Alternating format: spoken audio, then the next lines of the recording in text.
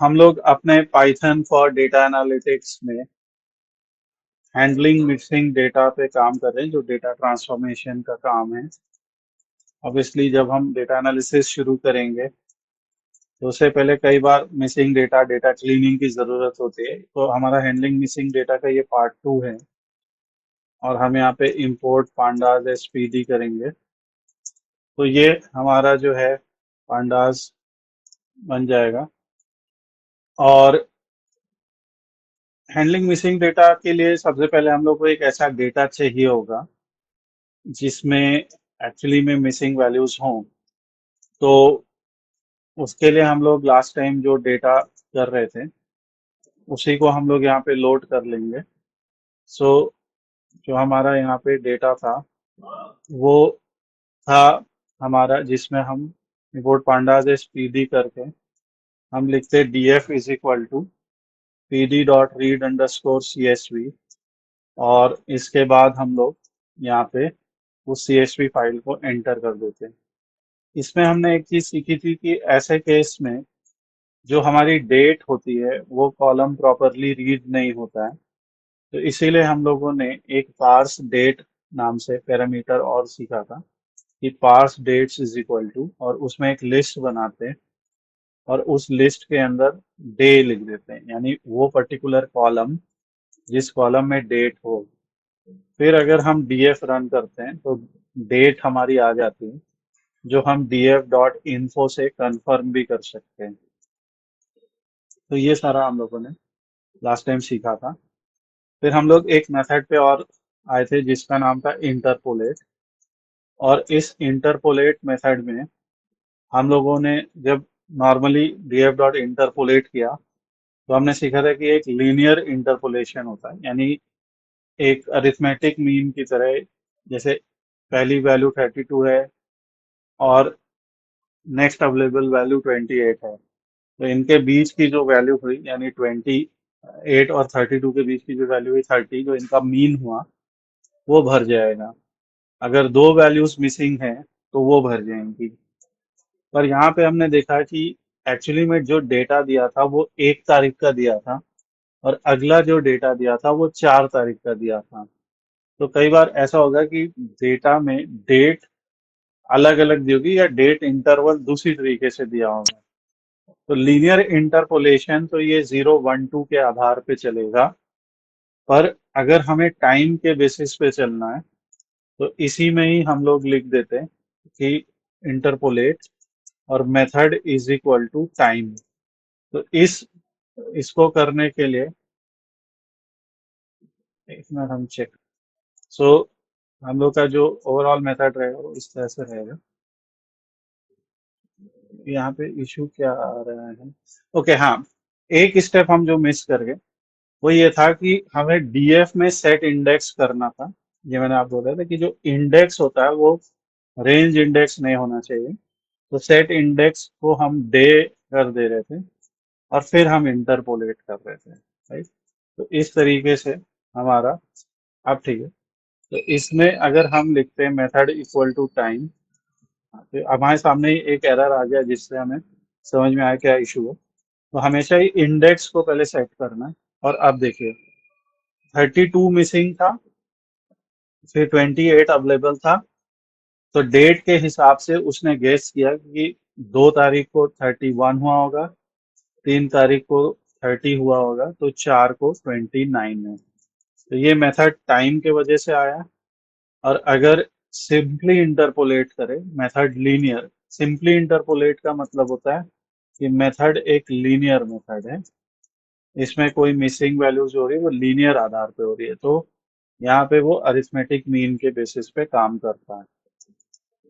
अब क्योंकि हम लोग हैंडलिंग मिसिंग डेटा की बात कर रहे हैं तो हम लोग ये भी देख रहे हैं कि यहाँ पे डेट्स भी हैं मिसिंग है, ठीक है। तो सबसे पहले हम लोग एक मेथड की बात करते हैं जिसका नाम है डेट रेंज। तो हम क्या लिखते हैं कि इंपोर्ट पांडास एज पीडी, कि पांडास को पीडी की तरीके से इंपोर्ट करिए। तो पीडी में बहुत सारे मेथड्स हैं, ठीक है। जैसे PD dot data frame class है, PD dot series, pd dot date range भी उसी तरीके का एक मेथड है। और जैसा इसका नाम है, आपको पता ही रहेगा, ये क्या करेगा, एक डेट रेंज जनरेट कर देगा, जिसमें आपको एक स्टार्टिंग डेट देनी पड़ेगी और एक एंड डेट देनी पड़ेगी। तो अगर आप ये लिखते हैं तो ये क्या देगा, हमें एक डेट टाइम इंडेक्स दे देगा, जो हम लोग ने देखा था कि हम लोग को सेट करना होता था डेटा फ्रेम में डेट टाइम इंडेक्स। सो तो एक्चुअल डेटा सेट जो दिया गया उसमें डे 1 के बाद सीधे डे 4 था। ठीक है। और यहाँ पे जब हमने किसी डे नाम के कॉलम या डेट टाइम वाले कॉलम को इंडेक्स बनाया है तो उसे कहते हैं डेट टाइम इंडेक्स। ठीक है। तो ये जो डेट रेंज मेथड है, ये हम लोग के लिए एक डेट की रेंज जनरेट कर देता। तुम लोगों को याद है, हम लोगों ने एक रेंज मेथड पढ़ा था, पढ़ा नहीं था, लिस्ट रेंज करके। उस लिस्ट रेंज में क्या होता था कि आपका जो सीधा सीधा जो है लिस्ट रेंज में लिस्ट ही बन जाती थी वो, है ना। तो ये था, सो जो हमारा लिस्ट रेंज मेथड था, ठीक है, ऐसे नहीं लिखते थे लिस्ट रेंज, और वहां पे लिखते थे कि 2 से लेके 10 तक की वैल्यूज चाहिए, राइट। तो वो क्या करता था, वो स्टार्टिंग फ्रॉम 2 वो 10 तक के वैल्यूज दे देता था। ठीक है। तो उसी तो वो लिस्ट, वो रेंज मेथड था। यहाँ पे जो मेथड है हमारे पास, वो मेथड जो है वो है सीधा डेट रेंज मेथड। मिसिंग थी उसमें। एग्जैक्टली तो उसने डेट दे दिया, क्योंकि जो हमारे पास जो यहाँ पे डेटा था उसमें 1 से 11 तक की डेट्स थी। ठीक है। तो इसीलिए हमने 1 से 11 तक की डेट्स जनरेट कर ली। ये हो गया पहला। ठीक है। अब इसके बाद हम एक अपना नया इंडेक्स बनाते हैं। ठीक है। एक नया इंडेक्स बनाते हैं, और वो जो नया इंडेक्स होगा वो कहलाएगा ये आईडी, उसमें लिखेंगे हम लोग IDX। ठीक है। यानी इंडेक्स। तो इन डेट्स को हम लोग एक नया इंडेक्स बना लेंगे और ये लिखेंगे। ठीक है। तो हम बस क्या करेंगे कि ये जो नया डेट रेंज हमने बनाया, इस नए डेट रेंज को DT में सेव कर देंगे, DT नाम के वेरिएबल में सेव कर देंगे, और बस इस पूरी बात को ये करेंगे। तो PD में ही एक और मेथड है, डेट टाइम इंडेक्स। ठीक है। ये एक तरह की क्लास है जो डेट टाइम इंडेक्स जनरेट करेगी।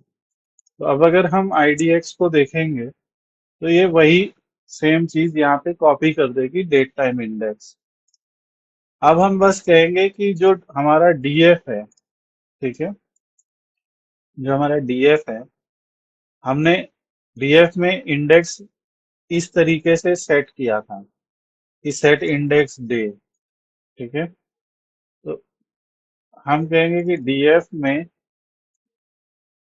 डे की जगह आप री इंडेक्स कर दीजिए, और ये जो नया इंडेक्स हमने बनाया इसको इंडेक्स बना दीजिए। तो यहाँ पे क्या होएगा, ये देखिए, अब आपके सामने आ गया कि 1 तारीख को 32 था, 2 और 3 का कोई डेटा नहीं है। अब मेरा फिर से आप लोग से सबसे क्वेश्चन है कि ये लाइन आप लोग को समझ में आ रही है कि नहीं। यहाँ पे first we set date as index, ठीक है, ताकि वो डे कॉलम इंडेक्स बन जाए। देन री इंडेक्स, ताकि वो री इंडेक्स हो जाए। ठीक है। सर और री इंडेक्स होने के बाद हम लोग उसको सेव कर लें। सो जब भी कभी हमें प्रोजेक्ट मिलेगा, हम लोग इंटरपोलेट से टाइम, या सबसे पहले सेट इंडेक्स दे करके इंटरपोलेट करके उसमें मिसिंग वैल्यूज को हैंडल कर लेंगे। और जैसे उसमें आप ये भी कर सकते हो कि जैसे तुम्हारा जो आर्टिसन वाला डेटा है, उस डेटा सेट में कहीं कहीं पे तुम्हारे मिसिंग वैल्यूज हैं, जैसे डेट दी हुई है तो कुछ पार्ट मिसिंग है, जैसे क्वांटिटी मिसिंग कर दी, या समथिंग मिसिंग कर दिया, तो वो डिपेंड करेगा उस दिन, और उसके बेसिस पे हम एक गैस कर लेंगे। और पर ये इंटरपोलेट आपका टेक्स्ट पे काम नहीं करेगा। तो टेक्स्ट पे काम कराने के लिए आपको पता ही है क्या करना है। सर तो उसके लिए हम लोग आप method bfill ffill. So अगर जैसे हम आज की डेट में इंटरपोलेट मेथड पढ़ रहे हैं, तो आप लोग ऑफिशियल वेबसाइट python.pydata.org, यहाँ पे आप जाएंगे, तो जैसे यहाँ पे आपको एग्जांपल दिया है कि मेथड लीनियर भी होता है, टाइम है, इंडेक्स है, वैल्यू है, ठीक है, फिर नियरेस्ट है, जीरो है, एस लीनियर है, क्वाड्रेटिक, क्यूबिक, अगर डिग्री ऑफ पॉलिनोमियल 5 है, तो इस तरीके के केस हैं।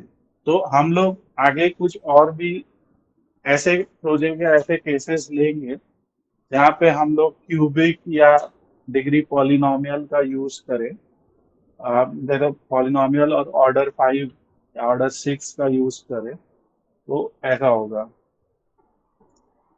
तो इसमें जैसे हम लोग एक क्यूबिक का एग्जांपल देखते हैं, एक और यहाँ पे चैप्टर देखते हैं, एक और एग्जांपल। तो सिचुएशन ये है कि इमेजिन करिए कि आप आर्ली टेम्परेचर रिकॉर्ड कर रहे हैं, ठीक है, पर कुछ रीडिंग उसमें मिसिंग हो जा रही है सेंसर फेलियर की वजह से। मान लो सेंसर हमारा लगा है, टेम्परेचर सेंसर लगा है, और वो डेटा लगातार हमारे सर्वर पे भेज रहा है, पर सेंसर में लाइट फ्लिकर हो रही है या कोई कारण से सेंसर कभी कभी डेटा नहीं भेज पा रहा है, ठीक है। तो हम लोग एक क्या करते हैं कि नमपाई के थ्रू एक एग्जाम्पल टेम्परेचर डेटा यहाँ पे जनरेट करते हैं। तो अगर हम नमपाई के थ्रू जनरेट करते हैं, तो इसीलिए जैसे हमने इंपोर्ट कर लिया, हमने कहा कि आर की जो रेंज है वो 0 से 10 है। यानी हम क्या कह रहे हैं कि मान लो हमने 12 बजे शुरू किया रात में, फिर 1 बजे नापा, फिर 2 बजे नापा टेम्परेचर, 3 बजे, 4 बजे, मतलब हमारे सेंसर से हमने नापा। जब हमने 0 आर पे देखा तो 22.1 था, फिर हमें पता नहीं, फिर 23 था, फिर पता नहीं, फिर 25 था, फिर पता नहीं।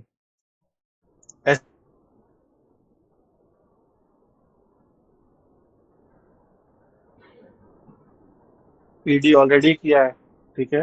तो इसको हम लोग टेम्परेचर डेटा फ्रेम बोल देते हैं, टीएफ बोल देते हैं। और PD dot data frame data करके हमने टीएफ को प्रिंट किया। अब आप लोग बताइए कि ये चीज आप लोग की समझ में आई या नहीं आई।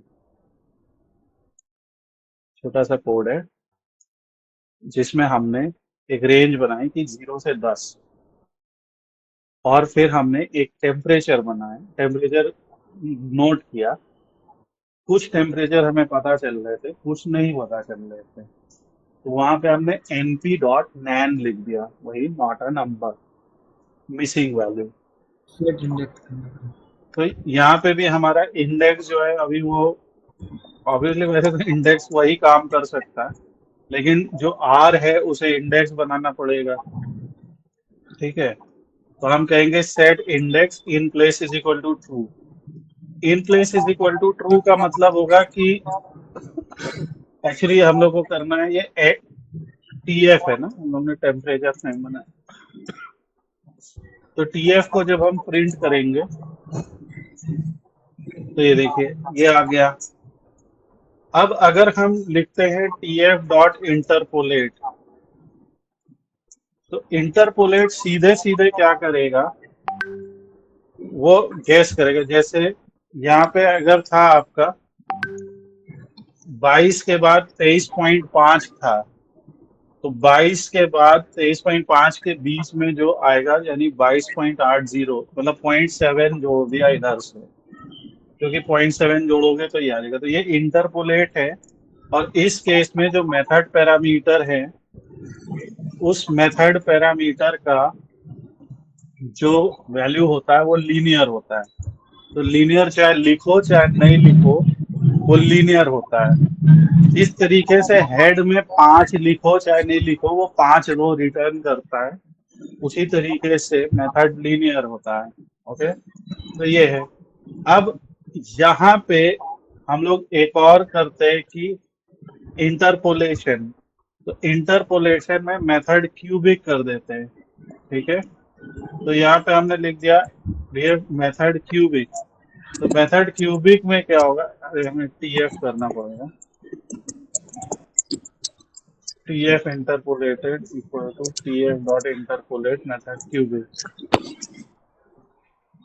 तो वो क्यूबिकली उसको गेस करेगा सिर्फ।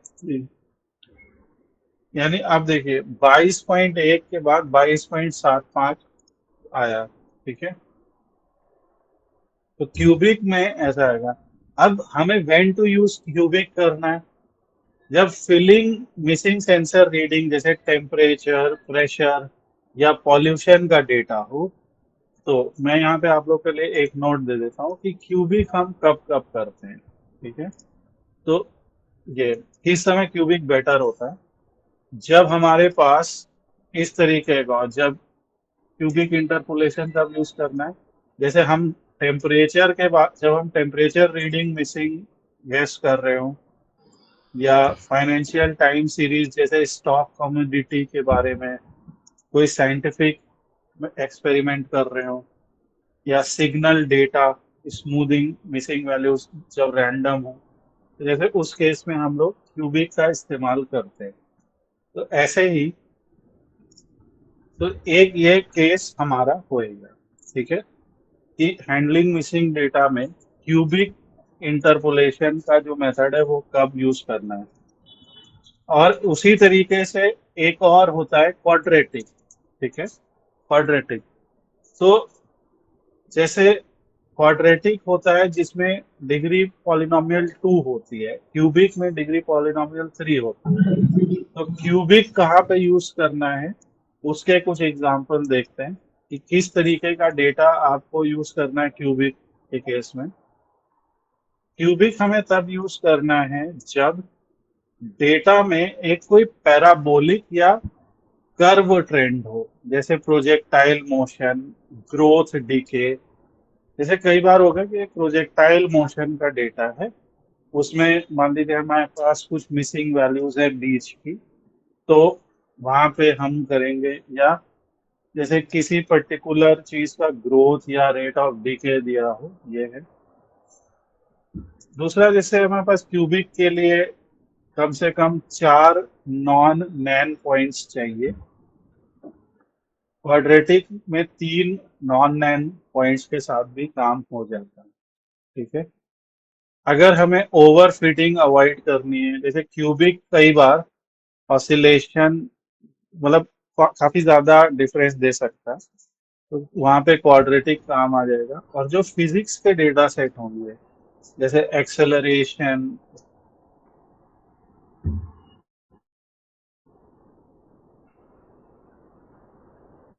भी बना दूंगा, जिसमें मैं लिख दूंगा कि क्यूबिक कहाँ अच्छा रहेगा, और आपका जो है क्वाड्रेटिक कहाँ पे अच्छा रहेगा, वो सारा हम लोग एक छोटा सा कर लेंगे। तो इसी में जैसे एक, मेरे पास एक छोटा सा एग्जांपल है, मैं दिखा देता हूँ उसको क्वाड्रेटिक के केस में। तो जैसे क्वाड्रेटिक के केस में, जैसे एक प्रोजेक्टाइल मोशन की बात करते हैं कि रेंज है 0 से 10, टाइम है, टाइम की रेंज है 0 से 10।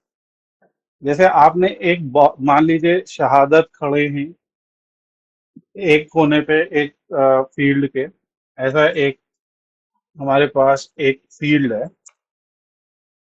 तो हम लोग यहाँ पे एग्जांपल देख रहे हैं कि क्वाड्रेटिक का कब हमें करना है। तो मान लीजिए मेरे पास एक ऐसी फील्ड है, और उस फील्ड में एक एंड पे शहादत खड़े हैं, एक एंड पे विकास खड़े हैं। आप दोनों मेरे से हैं, ये मान लीजिए यहाँ शहादत खड़े हैं, यहाँ विकास खड़े हैं। अब शहादत ने बॉल एक थ्रो की यहाँ से, तो ये एक बॉल है, तो इन्होंने यहाँ से थ्रो की।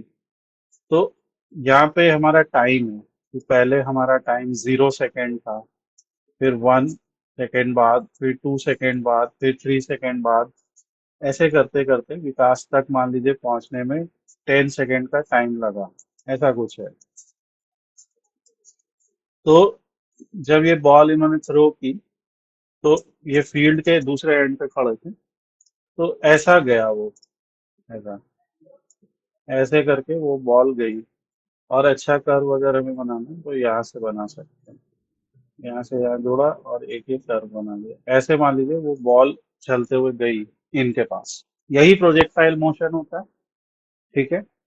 तो यहाँ पे जो मिसिंग डेटा, ये हाइट है, जैसे कि 0 सेकेंड पे क्या हाइट थी, 2 सेकेंड पे क्या हाइट थी, 3 सेकेंड पे क्या हाइट थी, 10 सेकेंड पे क्या हाइट थी, ऐसे करके हाइट दी हुई थी। बॉल आपने फेंकी ना, जैसे कैच एंड कैच खेलते हुए फील्ड में, तो 0 सेकेंड पे कुछ हाइट होगी, 2 पे, 3 पे, और एंड में जब 10 सेकेंड बाद उन तक पहुंच रही बॉल, तो भाई हाइट, विकास और शहादत की सेम हो जाएगी लगभग, कि दोनों की हाइट सेम है, तो बीच में उठती जाती है। ये एक क्वाड्रेटिक इक्वेशन होती है, ठीक है, कि हाइट बढ़ती जा रही है, उसी का एग्जाम्पल है।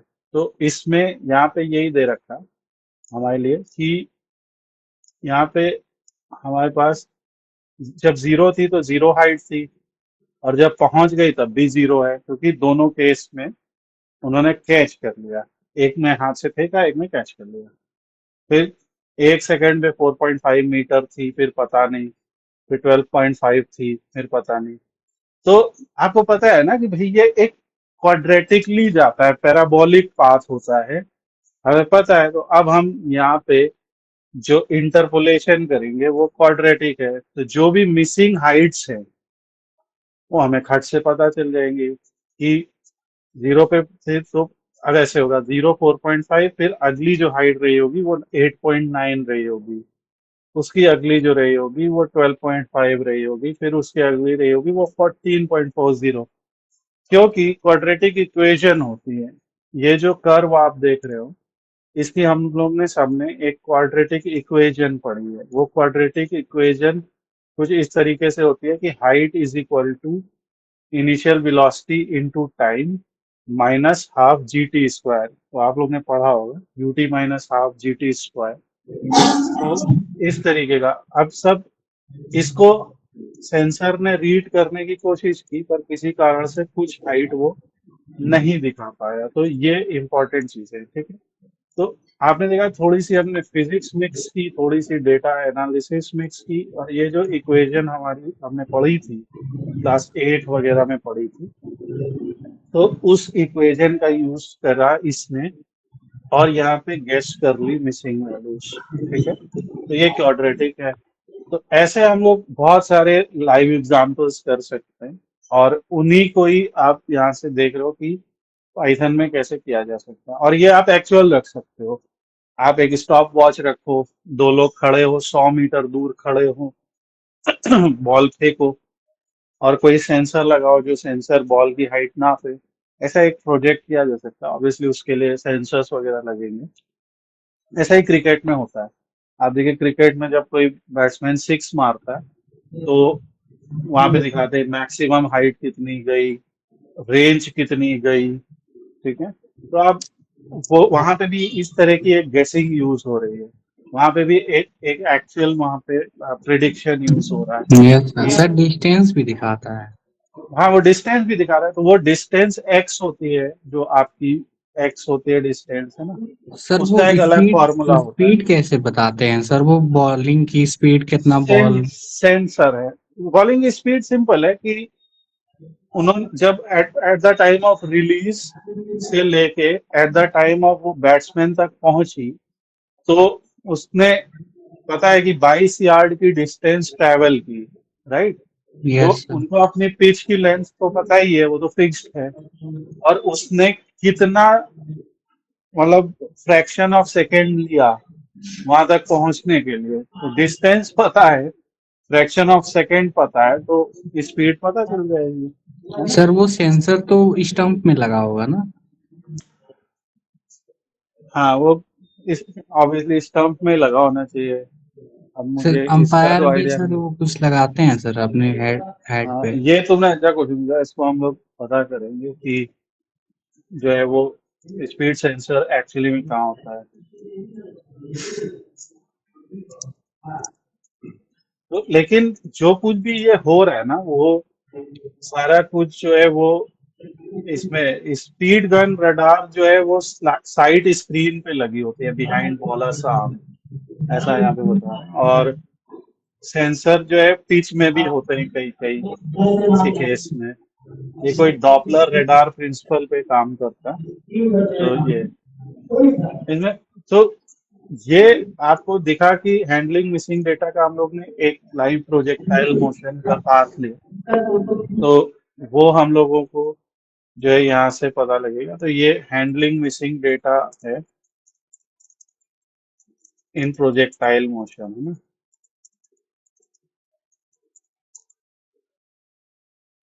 ऐसे और एग्जाम्पल करेंगे, धीरे धीरे हम लोग चैप्टर्स आगे बढ़ाएंगे। नेक्स्ट चैप्टर हमारा और इम्पोर्टेंट होगा, जहाँ पे हम लोग हैंडलिंग मिसिंग डेटा का दूसरा टाइप सीखेंगे। ठीक है, मतलब ये तो हो गया हैंडलिंग मिसिंग डेटा। एक और भी इसका पार्ट आएगा जहाँ पे हम लोग सीखेंगे हैंडलिंग इनवैलिड डेटा। जैसे मिसिंग डेटा एक चीज होती है, पर इनवैलिड डेटा दूसरी चीज होती है ना। इनवैलिड डेटा क्या होता है कि वो डेटा भाई आना वहां पे कुछ और चाहिए था, आ कुछ और गया। ठीक है, तो वो हैंडलिंग इनवैलिड डेटा भी हम लोग सीखेंगे। ये सारा सर हम लोग का नेक्स्ट क्लास का पार्ट है।